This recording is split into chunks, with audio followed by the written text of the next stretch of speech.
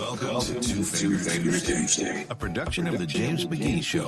Conversations are just easier had over a good old two finger. So pour yourself a glass of your favorite booze and join your host, James McGee, for a drink and some real talk.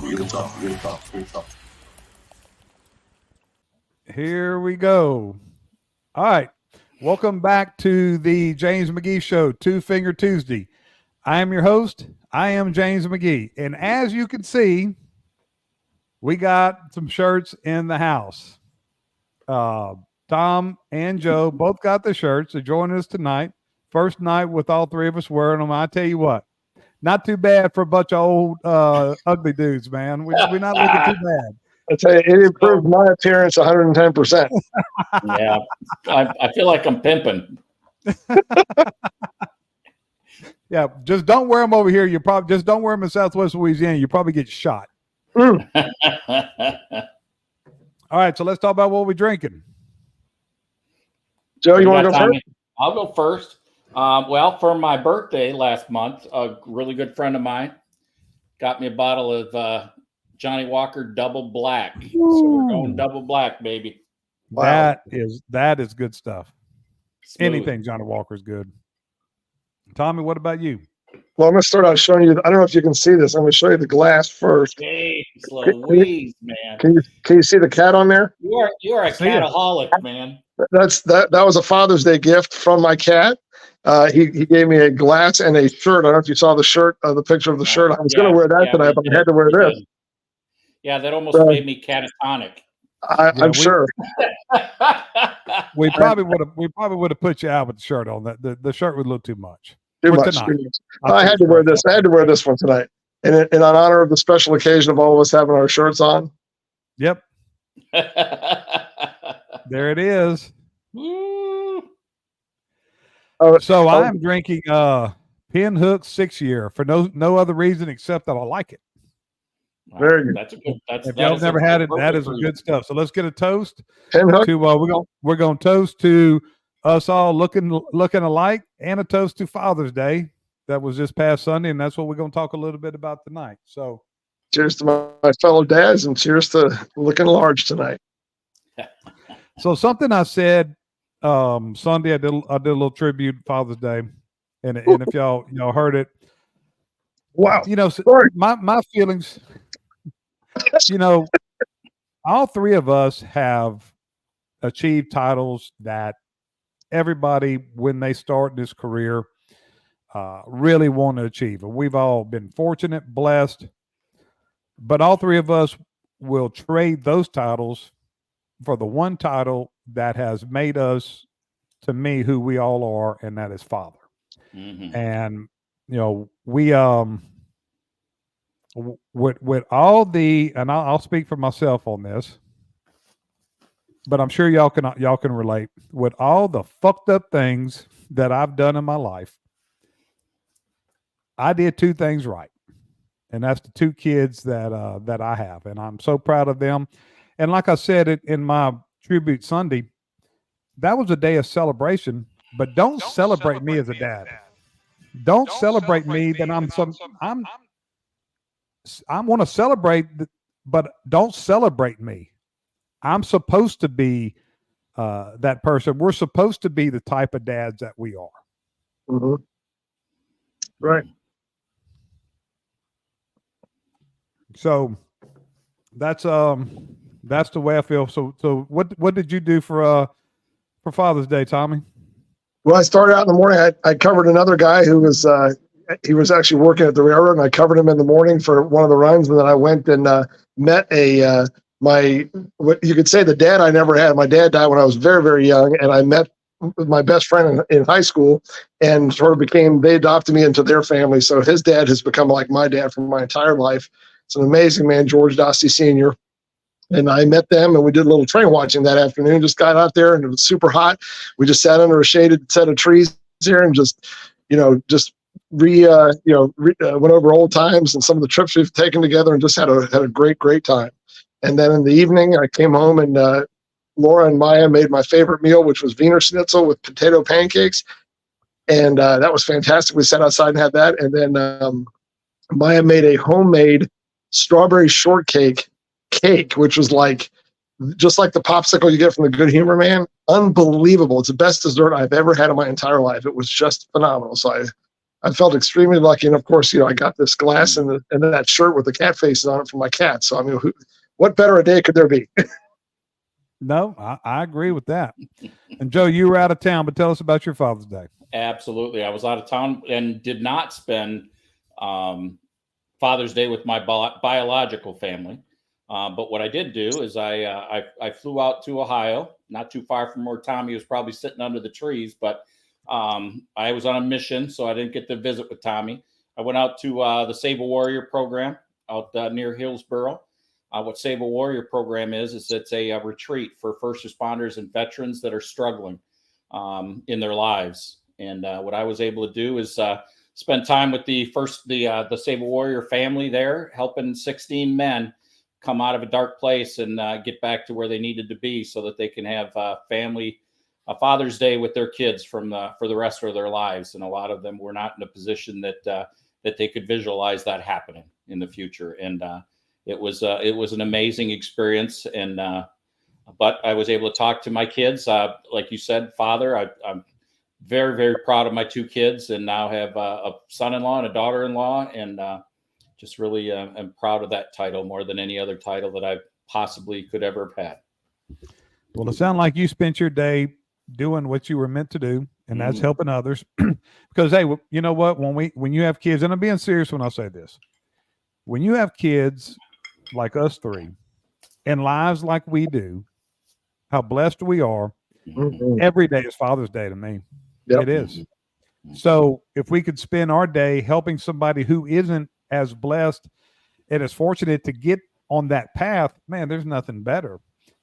So my wife was out of town. My father died almost 3 years ago, and Beth was out of town visiting a friend of hers from the National Academy. And my daughter lives in Baton Rouge, so I went to and I see my son. We work together now, so I see my son almost every day. So I went visited her. We went to brunch, and then who gets to say they got to go to the firing range and shoot guns with their daughter for Father's Day?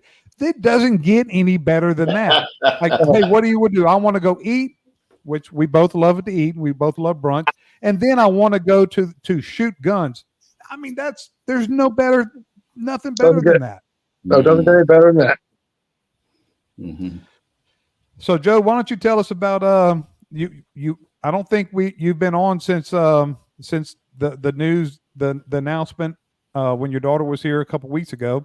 Right. And tell us why she on Two Finger Tuesday and on your birthday she was drinking water.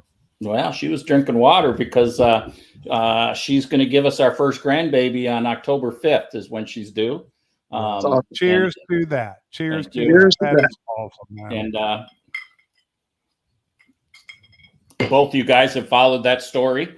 It's been a journey. So so one of the great blessings and one of the gifts of being a father, and I was able to get a gift for my daughter when she was 3 years old, and I shared that with the guys out at the Save a Warrior this weekend. And as you know, I use analogies and stuff when I do a lot of the teaching that I do. And one of the analogies I use is a suit of armor. And when we get into the business that we've been in, is that we get suited up with a suit of armor to protect ourselves from the dangerous stuff that's coming at us. When you go through the academy and all the training, because it's dangerous out there, and we know that, right? And at any instant, like what Tom went through, one instant can blast all your armor off in a moment, and you're standing there without any armor, and you don't know how you got there, you don't know what to do about it, and you feel very helpless as a result of that. Or it can be what we consider a death by 1,000 cuts, is that at some point down the line, you look and your armor on your arms has disappeared. But you know what? I got armor on my legs, on my chest. I got a helmet. Let's just get busy and we won't think about those things, right? Until somewhere down the line, all of a sudden you lose the armor on your legs, but let's just keep getting busy. I still got some. Until some point, maybe you lose the rest of it. You don't know what happened. Well, the lesson that I got from my daughter when she was 3 years old was when I was going to work on night shift one night, and she comes running up and she wants to give me a big hug right before I go into work. And she jumps in my arms, gives me a big hug, but then pushes away. and she starts knocking on my chest plate. And she said, Dad, I can't feel your heart. And it was at that moment that I recognized the fact that armor does what it's exactly designed to do, and it's prevent things from getting through. Yeah. But it doesn't know which direction the stuff is going. And if you've got your armor on all the time at home, and your kids and your family aren't feeling the person that you need to be when they're at home, you need to know you got to take your armor off at some point. And at home, that means being dad. That means being father, not police officer, not chief, not sergeant, whoever. And my wife gave me a really good gift when I got promoted young. I don't know if you guys did too, but I got promoted to sergeant when I was very young. And my wife gave me a great gift at home. It wasn't for Father's Day, but it was a great Father's Day, a gift. And it was, you know what? You're not the sergeant here. Yep. And it's like, whew. And then I got promoted to chief fairly young as well. And she gave me another great gift when I became chief, because she said, you ain't the chief here either. And it was her telling me she needed a husband and a father at home, not a cop, not a sergeant, not a chief. And it's all about armor. You know what? They need the human being, the father, the husband, when you cross that threshold of your home. Take off your armor, physically, figuratively, psychologically. Leave it outside. Be the dad at home. And if we could tell any father across the country, be who you need to be at the moment there. Don't bring your work home. Yep. That is some really good advice. I wish I'd have gotten that advice 20 years ago. I probably did get that advice, and I just didn't listen. So yes, I was, it's actually in about 10 days, it's going to be 20 years that I was promoted to commander. So I was 33, which is young. And I'll tell you, I did, I brought it home a lot. It consumes you. Yeah, it does. It does consume you. And it's just, I wish I'd have done a better job at finding that balance. But I will say this, and advice that I give to any parent is all the mistakes that I've made. And both of my kids will tell you this. And even if they're honest with you and tell you some of the stupid things that I did, one thing they will never tell you is that I was not there. I was there. Now, sometimes they probably wish I wasn't there, but I was there. And if nothing else, and that's what they remember, no matter what. If they looked up, no matter what they did. My son played high school soccer, and he was really good, which was the most miserable time of my life because it was cold. Now I live in Louisiana, but still, January and February in Louisiana is cold and it rains. But I can tell you this, I was there in the stands. My dad was there in the stands. And that's where your kids will take it from people who have, like us three, who have grown kids.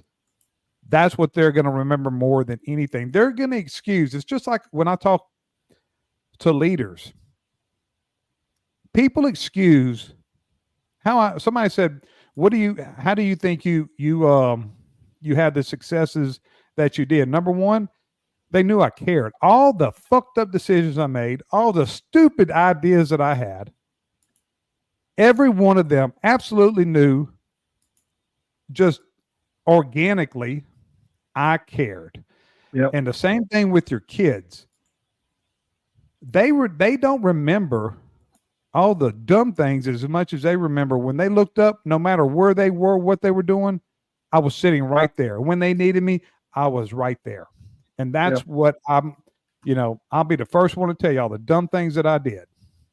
But I will say one thing, I don't regret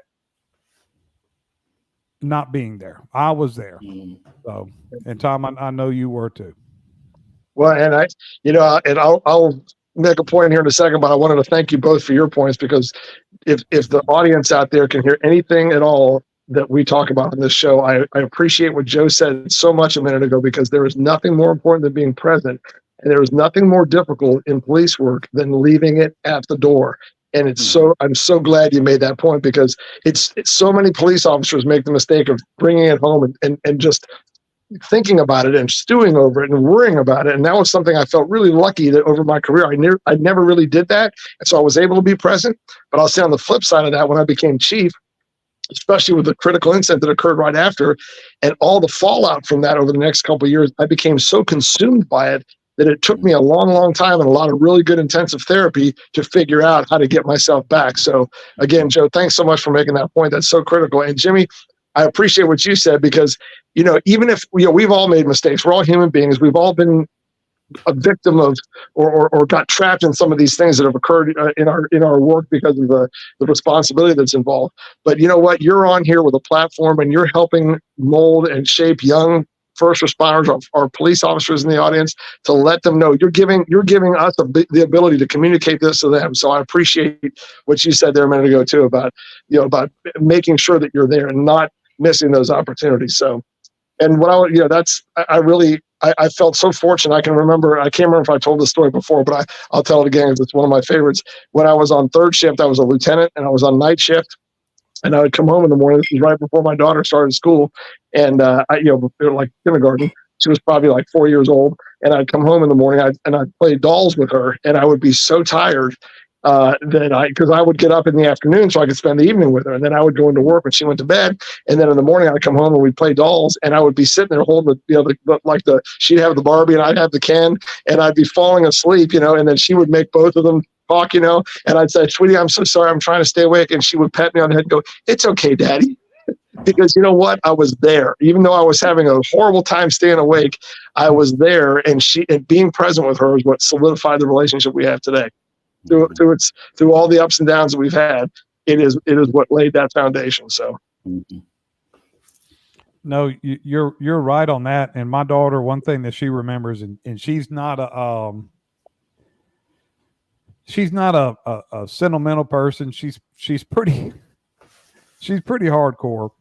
But one thing that she remembers, and I don't know why I started this, but since she was little, she would after she would take her bath before bed, she would sit in my bed and I would brush her hair 100 strokes every night, because I read that somewhere to have healthy hair, and I brushed her hair, and she never forgot that. And that's just something that I'm telling you, we did that for 10 years.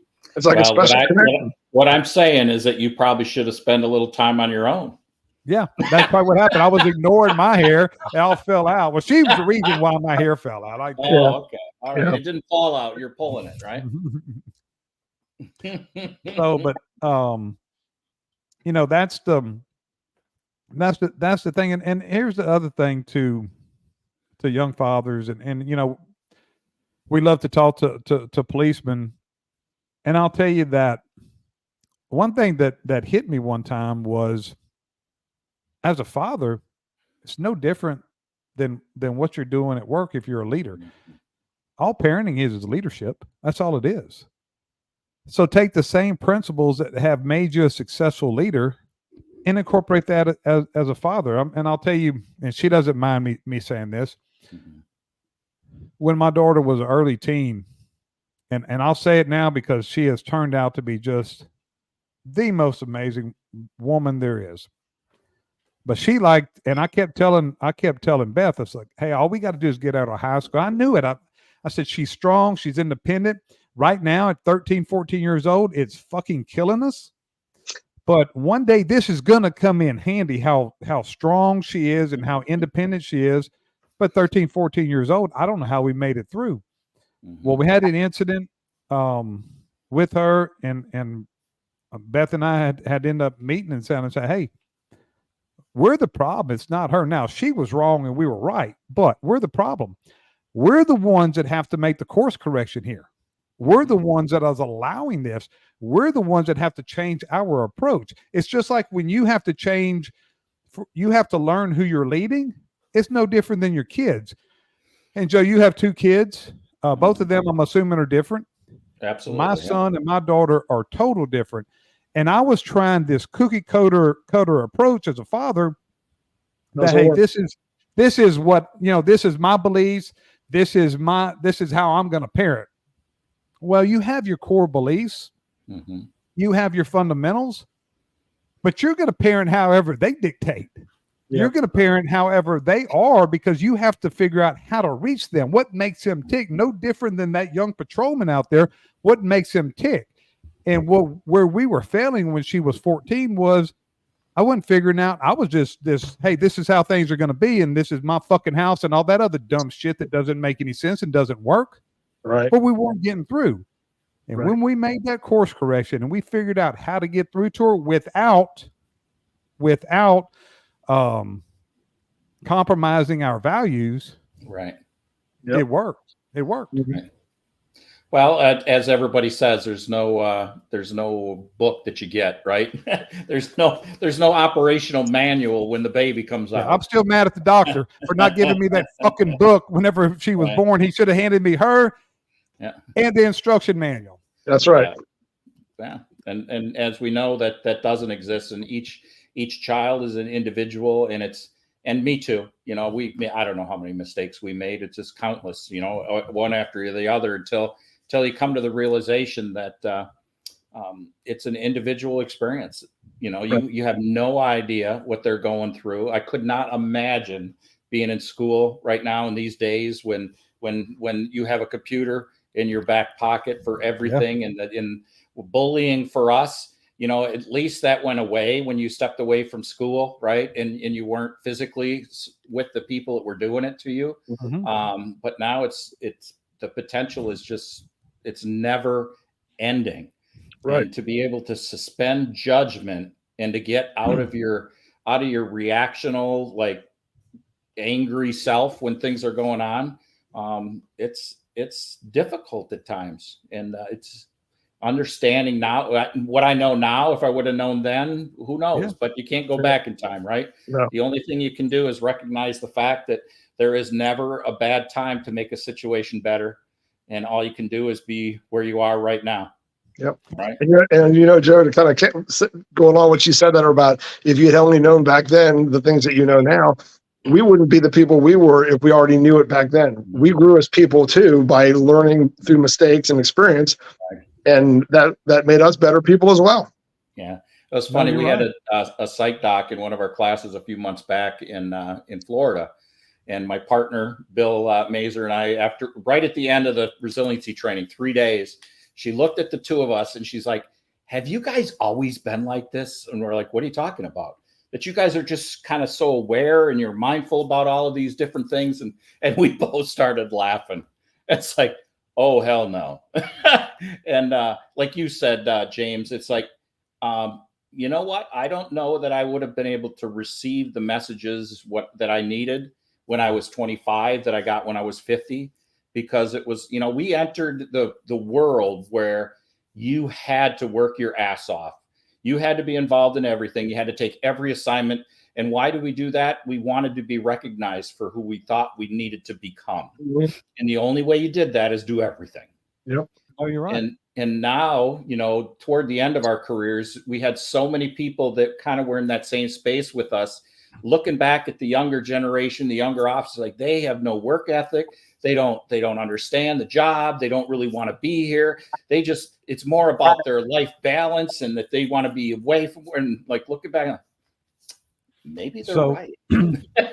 So when we were on our way home from dinner a little while ago, it's funny that you said that, Joe, about, you know, you can escape. Back then you could escape the bullying. You went home, you didn't have to see it. The song, that Sam Hunt song, I Bet Breaking Up Was Easy in the 90s, came on. And I looked at Beth and I said, hey, this is so true. You know, back in the 90s, back in the 80s, back when we were in the game, you didn't see all that. You didn't have to see your ex-girlfriend on Facebook with some other dude. Man, it's just hard. It's just so hard. And it's just with the bullying, with everything, it's not easy for these for our kids and you know, for your future grandchild, Joe. It's not easy, and we have to make those adjustments as a leader. And as a parent, you're a leader. As a leader, we have to be the ones to make those adjustments and see what they're going through. This cookie cutter approach to parenting, this the way our parents raised, man, it just doesn't work. And we have to keep evolving. Keep your values are your values, and I'm not compromising on those. What I stand for is what I stand for. But the approach on how to get there, how to get them to adopt those values, we have to be the ones to get them there. We can't just expect them because we fucking said. That doesn't work with this generation, and it's not. Right. Well, and damn sure it's not going to work with your grandchild's generation. No. Well, and it didn't work with us either, right? When your parents did it and said, just do it because I say so. Well, they knocked the shit out of us, so. Yeah. And but it's still, we still rebelled because it was like anytime you were told don't do this, or what was the first thing you do? I'm going to do that. Yeah. And the thing is that trying to hold somebody accountable for the information they didn't possess at the time isn't fair either, because they didn't know what they didn't know. What did they do? They did what their generation before them did, because that's their example. Yep. And at some point we have to come to terms with the fact, no, what they did wasn't right, and we can be the change agents at that point, and accept the fact that, regardless of all your opinions, you may be wrong. And you said it a couple times, James, is like, it's all about your values. Live your values. Everything else will fall in line if you're living your values. And it's a compass. It's not a map. It's a destination. It's a journey. And as long as you use your compass based on your value systems, you're going to get to where you need to be. Yep. That's a good way to put it. That's why we got you, Joe. You put things so articulate. That was profound. I like that. Well, like you said, it's a windy road, right? Yeah, but one we definitely would have we would go through again. Oh, yeah. So when's the grandbaby due? First week of October. So we're in the process of shit. Oh yeah, we're under contract with our house down here in Texas. So that's going to be sold, closing here on the 22nd of July. Oh, and, wow. We will be closing on our new home up in Wisconsin on July 31st. So that's why we're not going to see you in Kansas City. That is correct. So that, so that weekend prior, so the 22nd is a Tuesday, I believe. And so that's when we have to sign the papers. So the conference is that week. So, yeah. But I'll see you though, Tom. You're going to be there. Oh yes, I will. What day are you coming in? Are you coming in on Friday? I am coming on Friday. I'm either going to drive the whole way, or I'm going to drive to St. Louis and take the train across Missouri. Mm-hmm. I haven't decided yet. Yeah. I checked mine. I fly in. I land in Kansas City at 4 p.m. on Friday. Okay. Yeah, we had the hotel reserved. Luckily, I had not registered, so I didn't have to deal with that. But I was able to cancel the hotel without any issues. So very good. So any Tom, give us some final thoughts on parenting. Well, I think it's something that you look at all the amazing things we've had an opportunity to do over our careers and in our lives, the places we've been, the experiences we've had. And to me, nothing has been more rewarding and has made me feel more humble than to have been able to be a parent in this world of another human being, and to see that person grow up and see the world through their eyes. I love that. That's my favorite thing, was being able to see things through her eyes. That's pretty, Joe. That's beautiful. So one of my good friends out of Addison, Illinois, had the phrase that he kind of coined and we use a lot during our training. And he said that, your job, you can love your job, but it will never love you back. And if you're identifying only exclusively, and all your time, all your effort, and all your love is generated toward your job, you're going to not be in that job at some point in your life. And the people that you needed to invest your love in won't be around for you. Yes. And that's your family. And, Joe, I think that's such an excellent point, because look how many police officers struggle when they retire because all of a sudden they feel like they've lost their purpose. The reality is it's not the purpose in life they've lost, because they have plenty of purpose. It's the fact that they've allowed the job to become who they are, and now all of a sudden they're not in it. And that what you just described is exactly what happens. They all of a sudden they're fresh out of who needs me, instead of being there and realizing that the family is the most important thing of all, not the job. Right. And that doesn't mean that you can love what you do and you can do a really good job at it, but we've got to set our priorities. And there's a lot of people that work their whole career and then they don't have anybody around, but the responsibility of the job that we worked in, the job is a machine, and the machine's responsibility is to the machine, so that as soon as somebody steps away from it, they have to fill that spot. Right. And is there other people that can do it? Absolutely there are. Sure. So you've got to make sure that you are positioning yourself and putting your effort and the time into those who actually care about and actually can give love back. The job cannot love you back. So for 17 years, I had one of the premier parking spots at that office. My name was on it, and somebody said, "Man, you got the best parking spot here." I said, "You know what? It took them about 5 minutes to paint it because they had to get the stencil, get it straight." I said, "It's going to take them 5 seconds to fucking paint over it." Yep. That's just what it is. That's just what it is. 5 seconds. My name was scratched out. Somebody else was on it. That's just how it is. That place keeps going. Sure. Your family will not keep going if you're not steering that ship. That ship is not that job. That ship is not that title. That ship is your family. And I'm preaching to myself here because I've had to remind myself, and I'll tell this next week. I'm gonna tell the complete story about how it hit me in the head 6 months ago, and I'm like, man, what the fuck are you doing? And it's so easy to get caught up in that stuff. And I'll tell you, detachment is such a big thing. You got to detach from that and really look around. And it's like, man, where's your priorities? What are you doing? Yep. Well, and I'll push back on the fact that if you're not doing what you need to do, the family ship is going to keep going, but they're going to find a new captain. Yep. Yep. And you're going to sink. You're right about that. You will be standing on the shoreline, waving at that ship as it crosses the horizon. Yeah, that's right. Yep. Just like the train, man. The train's going to keep going down the track. Keep going. That's exactly right. Somebody's going to steer that ship. It just might not be you. Yeah, that's right. Well, so be your captain. Be your engineer, man. That's right. Do what you need to do to keep a hold of the steering wheel. So, Joe, you got any trips coming up? Where you headed this week or next week? I'm actually home. I'm doing an overnighter to one of our programs that's on the other side of San Antonio. And then, I'm home for a while. I'm home for a minute. So good for you. You need to be a little bit. That's you were gone for a while.